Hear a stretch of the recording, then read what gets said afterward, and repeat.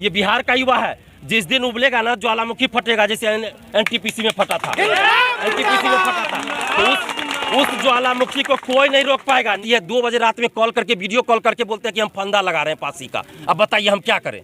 लड़की लोग दुपट्टा लगा के बोलती है हम फांसी लगा रहे हैं। तो सभी की नौकरी है, पक्की है नौकरी, और इन लोग को ज्वाइनिंग नहीं दी जा रही है। देखिए एनसीएल एक बहाना था, बीएसएससी को इसके आड़ में बहाली को लटकाना था। सीधी सी बात है, सीधी सी बात है। ये एनसीएल का मुद्दा किसने छेड़ा? तो आप ही ने कहा था अंत भला तो सब भला। तो जब आपका अंत बुरा होगा तो आप हमेशा इतिहास के पन्नों में अच्छे चीज़ के लिए याद नहीं किए जाइएगा, बुरा चीज़ के लिए याद किया जाएगा आपको कि युवाओं के साथ आपने अन्याय किया, अत्याचार किया। कि जो 243 में से 240 विधायक है वो लोग घंटी बजाने के लिए है, झुनझुना बजाने के लिए। कहिए तो हम लोग झुनझुना बजा के दे देते हैं। सुशील मोदी जी कहाँ है? सुशील मोदी जी किस गुफा में है? सुशील मोदी जी किस गुफा में घुस गए हैं? आप अमर हो जाना, युवाओं के नज़र में आप अमर हो जाइएगा, आपका कार्य अमर हो जाएगा। लेकिन अंत में अगर आप युवाओं के साथ न्याय नहीं कीजिएगा तो काला अक्षर में आपका नाम लिखा जाएगा। नीतीश कुमार जी, हम हाथ जोड़ के आपसे विनती कर रहे हैं इन हजारों अभ्यर्थियों की तरफ से, सीढ़ी को चढ़ के ऊपर आए, उस सीढ़ी को तोड़ने का कोशिश न करें नीतीश कुमार जी, नहीं तो वैसे भी इनका जो है डमाडोल है सब कुछ। तो कम देखिए 2014 में एक वैकेंसी आई थी, प्रथम इंटर स्तरीय बहाली, और 7.5 साल बीत चुका है और अभी तक वो बहाली पूरी नहीं हुई है।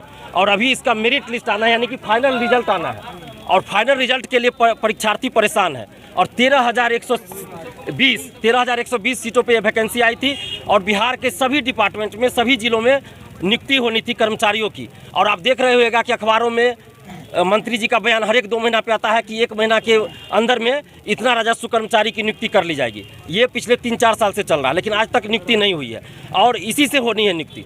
तो ये बड़े दुख की बात है कि हजारों अभ्यर्थी इसमें फंसे हुए हैं, और 7.5 साल हो चुका है। और इस दरमियान हजारों ऐसे अभ्यर्थी हैं जिनकी उम्र समाप्त हो गई है। अब वो कहीं भी सरकारी नौकरी के लिए फॉर्म नहीं भर सकते हैं, कहीं भी नहीं भर सकते। हजारों ऐसे अभ्यर्थी हैं जिनकी शादी हो गई, बाल बच्चेदार हो गए, उनका बाल बच्चा भी फॉर्म भर रहा होगा। हजारों ऐसे अभ्यर्थी है, ये सच्चाई है, जिनकी शादी रुकी हुई है सिर्फ मेरिट लिस्ट के चलते, क्योंकि उनको कहा जा रहा है कि आप झूठ बोल रहे हैं, आपकी नौकरी नहीं हुई है। हजारों ऐसे अभ्यर्थी है जिनके सिस्टर की शादी रुकी हुई है। जैसे तारीख पे तारीख मेरिट लिस्ट का हो रहा है ना, वैसे इनकी शादी का तारीख पे तारीख हो रहा है। तो ये बहुत गलत है ये। और मेरे पास मैं दिखा सकता हूं, अगर जिनको विश्वास नहीं हो, मेरे पास प्रूफ है। व्हाट्सएप पे मैसेज आया हुआ है, फ़ोन कॉल आया हुआ है कि सुसाइड करने जा रहे हैं। रात के 2 बजे में स्टूडेंट्स फ़ोन करते हैं कि हम सुसाइड करने जा रहे हैं। आप सोच सकते हैं कितना दुख होगा उनके अंदर, कितना दर्द होगा कि 2 बजे रात में कोई स्टूडेंट्स फ़ोन करे कि हम जा रहे हैं सुसाइड करने, वीडियो कॉलिंग करके फंदा लगाते रहता है कि हम जा रहे हैं पंखा में लटकने। आप बताइए आपकी मांग क्या है? हमारी मांग यही है कि मेरिट लिस्ट जल्द से जल्द जारी हो और ज्वाइनिंग जल्द से जल्द हो, क्योंकि 7.5 साल हो चुका है, अब और इंतजार नहीं हो सकता है। और इन सारे अभ्यर्थियों को न्याय मिलना चाहिए, और 7.5 साल से जो बनवास है वो खत्म होना चाहिए। आज आप लोग क्यों इकट्ठा हुए हैं? आज हम लोग इसलिए इकट्ठा हुए हैं कि बीएसएससी के सचिव और अध्यक्ष महोदय से मिलकर हम लोग अपनी मांगों को रखें कि मेरिट लिस्ट जल्द से जल्द जारी हो, क्योंकि आजकल हो रहा है और जारी नहीं किया जा रहा। और बीएसएससी अपने तरफ से कोई भी सूचना नहीं दे रही कि इस मामले में हम क्या कर रहे हैं, कब क्या किया जाएगा। क्यों नहीं दे रही है सूचना? जब आंदोलन करते हैं तो सूचना देते हैं कि हम एफआईआर करेंगे, ये करेंगे, वो करेंगे, लेकिन आप मेरिट लिस्ट पे क्यों नहीं सूचना दे रहे हैं कि कब आप जारी कीजिएगा? 1-2 लाइन का आपको सूचना देना, क्या दिक्कत है इसमें? लेकिन दिलीप जी बताइए, हर महीने बेरोजगार युवा जो है लगभग प्रदर्शन करते हैं, लेकिन उसका कोई फल निकलता नहीं है, सरकार के कान पर जू नहीं रही। नहीं, ऐसा नहीं है, फल कैसे नहीं निकलता है? अभी एनटीपीसी का एग्जाम्पल सामने है, सरकार को झुकना पड़ा, मांग माननी पड़ी। यही बीएसएससी प्रथम इंटर स्तरीय बहाली ये कैंसिल होने वाली थी, रद्द होने वाली थी बहाली। अगर पीटी के रिजल्ट के लिए आंदोलन नहीं हुआ होता और उसके बाद मेंस परीक्षा के लिए अभ्यर्थी आंदोलन नहीं करते तो ये वैकेंसी ही रद्द हो जाती। सरकार को झुकाने में कामयाब हो पाएंगे? एकदम कामयाब होंगे, क्योंकि लोकतंत्र है, और लोकतंत्र में युवाओं की आवाज़ सरकार को सुननी पड़ती है। आज जो नीतीश कुमार जी हो, चाहे सुशील मोदी जी हो, चाहे लालू जी हो, कोई भी हो, सभी आज न कल स्टूडेंट्स थे, और स्टूडेंट्स से ही आगे बढ़े हैं। जो लोग नहीं पढ़ाई किए उनके बारे में हम बात नहीं कर सकते, लेकिन जो लोग कम से कम पढ़ के आए हैं वो तो स्टूडेंट्स रहे हैं, और स्टूडेंट्स की पीड़ा को ये लोग को समझना चाहिए। जिस सीढ़ी को चढ़ के ऊपर आए उस सीढ़ी को तोड़ने का कोशिश ना करें नीतीश कुमार जी, नहीं तो वैसे भी इनका जो है डमाडोल है सब कुछ। तो कम से कम युवाओं की बात सुन लीजिए, नहीं तो फिर कहते हैं ना कि अंत भला तो सब भला। यही बोले थे 2020 के चुनाव में, बोले थे ना कि अंत भला तो सब भला। तो नीतीश कुमार जी, हम हाथ जोड़ के आपसे विनती कर रहे हैं इन हजारों अभ्यर्थियों की तरफ से। 2005 में इन्हीं युवाओं ने आपको मुख्यमंत्री के कुर्सी पे बैठाया था, और 2005 से अभी तक आप मुख्यमंत्री के कुर्सी पे बैठे हुए हैं। और अभी अगर अंत में अगर आप इन युवाओं के साथ न्याय नहीं कीजिएगा, तो आप ही ने कहा था अंत भला तो सब भला। तो जब आपका अंत बुरा होगा तो आप हमेशा इतिहास के पन्नों में अच्छे चीज़ के लिए याद नहीं किया जाएगा, बुरा चीज़ के लिए याद किया जाएगा आपको कि युवाओं के साथ आपने अन्याय किया, अत्याचार किया। तो कम से कम ध्यान दीजिए, विधानसभा में मुद्दा उठ रहा है, विधान परिषद में मुद्दा उठ रहा है, सरकार की तरफ से कोई सही जवाब नहीं आ रहा है। क्या मतलब हुआ? मतलब ये लोकतंत्र का मजाक उड़ाया जा रहा है ना। ये हजारों अभ्यर्थी यहाँ किस लिए आए? इनको शौक है कि धूप में आके आंदोलन करे। ये लोग नौकरी मिली हुई है इन लोगों की। ये मैं बता दूं, जो यहाँ के जिला प्रशासन या कोई आके बोलते हैं कि फेल है, तो बता दूं, ध्यान से सुन लीजिए सभी लोग, ये लोग फेल अभ्यर्थी नहीं है, ये लोग पास अभ्यर्थी है और इन लोग को नौकरी मिली हुई है। नौकरी मिली हुई है, 13,120 सीट है और 12,000 कुछ अपीयर ही हुए है काउंसलिंग में। तो सभी की नौकरी है, पक्की है नौकरी। और इन लोग को ज्वाइनिंग नहीं दी जा रही है, ज्वाइनिंग नहीं दी जा रही है। कितने शर्म की बात है। तो हम तो हाथ जोड़ के विनती कर रहे हैं नीतीश कुमार जी से कि आप जो है गठबंधन बदलिए, सरकार बदलिए, जो करना है पार्टी बदलिए, लेकिन इन युवाओं के साथ न्याय कर दीजिए, ताकि आप इतिहास में कहते हैं कि अमर हो जाना, युवाओं के नज़र में आप अमर हो जाइएगा, आपका कार्य अमर हो जाएगा। लेकिन अंत में अगर आप युवाओं के साथ न्याय नहीं कीजिएगा तो काला अक्षर में आपका नाम लिखा जाएगा, ये निश्चित है। एनसीएल के लोग लेकर कोर्ट में मामला गया है, उस पर क्या हुआ अभी तक? देखिए, एनसीएल एक बहाना था, बीएसएससी को इसके आड़ में बहाली को लटकाना था। सीधी सी बात है, सीधी सी बात है। ये एनसीएल का मुद्दा किसने छेड़ा? 7.5 साल पहले ये वैकेंसी आई थी, क्यों नहीं बहाली पूरी हुई? एनसीएल का मुद्दा कब उछला? बीएसएससी ने। ओबीसी, वो बता रहा हूं मैं, वही ओबीसी का मुद्दा खुद बीएसएससी ने उछाला ताकि छात्रों को बांट दे। पहले क्या किया गया? एनसीएल का मुद्दा उठा के न्यू ओल्ड एनसीएल और कास्ट सर्टिफिकेट भी उसमें था, तो क्या किया गया? जनरल कैटेगरी को अलग कर दो, एससी एसटी ओबीसी को अलग करो। देखिए साजिश, देखिए नीतीश सरकार की और इस बीएसएससी की। जनरल कैटेगरी का स्टूडेंट्स अलग हो जाएंगे, एससी एसटी ओबीसी अलग हो जाए। ऐसा क्यों किया गया?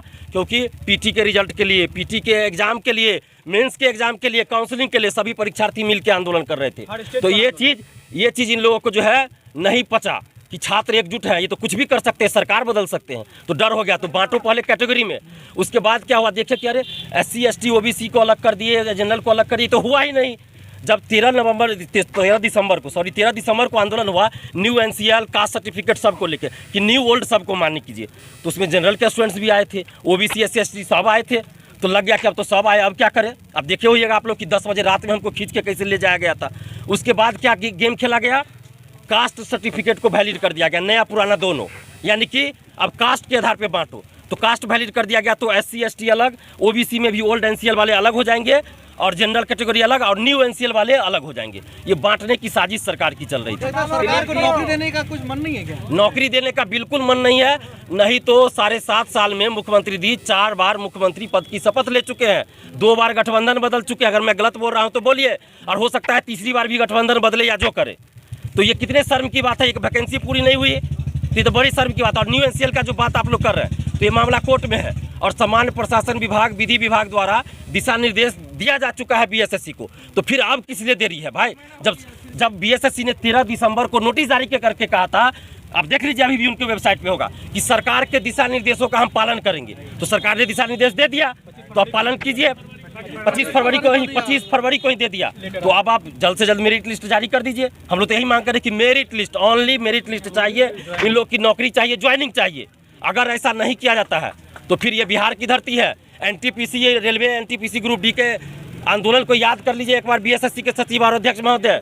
हमारी शांति और हमारी जो ये शांतिपूर्वक आंदोलन, उसको हमारी कमजोरी मत समझिए। ये बिहार का युवा है, जिस दिन उबलेगा ना ज्वालामुखी फटेगा, जैसे एनटीपीसी में फटा था, एनटीपीसी में फटा था।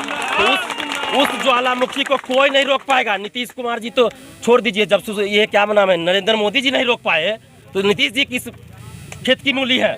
उनके बस की कहाँ सी बात है जी? नहीं रोक पाएंगे। तो हम अंत में यही विनती कर रहे हैं हाथ जोड़ के कि मेरिट लिस्ट जल्द से जल्द जारी करवाइए। अगर मेरिट लिस्ट जारी नहीं होता, ज्वाइनिंग जल्द से जल्द नहीं होता है, तो फिर ये जो परीक्षार्थी है, हम इन लोग को बहुत जो है सो हाथ जोड़ जोड़ के विनती करके रोके हैं कि हिंसा नहीं कीजिएगा, तब ये लोग रुके हुए हैं। अगर कल को ये लोग हिंसा कर देंगे तो दिलीप कुमार की जिम्मेवारी नहीं होगी, ये सिर्फ और सिर्फ बीएसएससी के सचिव अध्यक्ष और मुख्यमंत्री जी की जिम्मेवारी होगी। और एक बात और, सुशील मोदी जी कहाँ है? सुशील मोदी जी किस गुफा में है? सुशील मोदी जी किस गुफा में घुस गए आप? इस मामले पे क्यों नहीं बोल रहे हैं आप?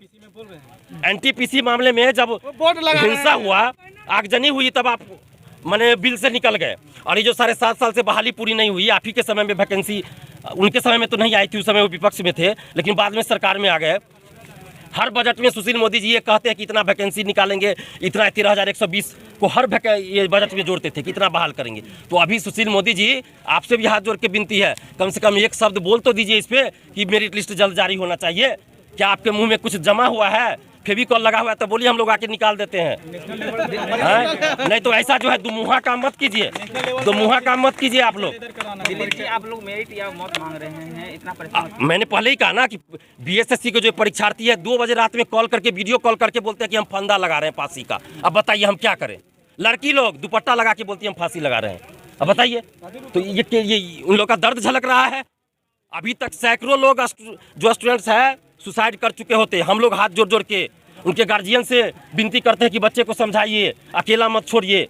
अब सोचिए कितने दुख की बात है कि अकेला छोड़ने के लिए नहीं बोलते हैं कि अकेला कहीं रहेगा, डिप्रेशन में जाएगा, सुसाइड कर लेगा। अब एक गार्जियन उनके, एक आदमी उनको मतलब देखने पे है कि कहाँ जा रहा है बच्चा, क्या कर रहा है। तो शर्म आनी चाहिए इन लोगों को। जल्द से जल्द मेरिट लिस्ट जारी कर दे, यही हम लोग विनती करें। हम लोग जो है उपद्रवी नहीं है, लेकिन हम लोग को उपद्रवी बनने पर मजबूर ना करें ये बीएसएससी के सचिव अध्यक्ष और नीतीश कुमार जी। नहीं तो जिस दिन उपद्रव पे उतर जाएंगे ना तो कोई नहीं संभाल पाएगा, कोई नहीं संभाल पाएगा। क्योंकि युवा से बड़ी ताकत कोई नहीं होती है। युवा के सामने कोई किसी का नहीं चलेगा। युवा चाहेगा ना तो विधानसभा जाके गिर जाएगा। अभी बजट सत्र चल रहा है, क्या बिहार के 243 विधायकों को 2-4 को छोड़ दीजिए, 2-4 को उठाते हैं मुद्दा, बाकी जो 243 में से 240 विधायक है वो लोग घंटी बजाने के लिए है और झुनझुना बजाने के लिए। कहिए तो हम लोग झुनझुना बजा के दे देते हैं। ये मुद्दा हम लोग को नजर नहीं आ रहा है, खाली बयानबाजी करने के लिए आ रहा है ना। अभी हम किसी जाति का मुद्दा उठा दे ना तो तुरंत विधानसभा में मुद्दा उठेगा और विधायक आ जाएंगे धरना पे। लेकिन ये जो सही मुद्दा है, सभी जाति सभी धर्म के लोगों की बात है, बिहार के विकास की बात है। देखिए विकास की बात मैंने क्यों कहा, नीतीश कुमार जी बोलते हैं कि न्याय के साथ विकास, और बिहार का विकास कर रहे हैं। जब कर्मचारी ही नहीं ऑफिस में रहेंगे तो विकास कैसे होगा भाई? राजस्व कर्मचारी का पटना में आया था कि 176 में से 55 स्टाफ है। अब सोचिए कैसे काम हो रहा होगा। पूरे बिहार में जो है पूरा दाखिल खारिज पड़ा हुआ है। 6 लाख। मेरा नाम दिलीप कुमार हुआ, मैं अपने आप को प्रतियोगी परीक्षार्थी ही कहता हूं, लेकिन छात्रों ने मुझे छात्र नेता बना दिया है काम की वजह से। तो छात्र नेता दिलीप कुमार कह सकते हैं। राष्ट्रीय छात्र एकता मंच का मैं अध्यक्ष हूँ और इन लोगों ने ही बनाया है राष्ट्रीय छात्र एकता मंच, बिहार के छात्र छात्राओं ने बनाया। ये किसी पॉलिटिकल संगठन नहीं है, किसी का पॉलिटिकल नहीं है।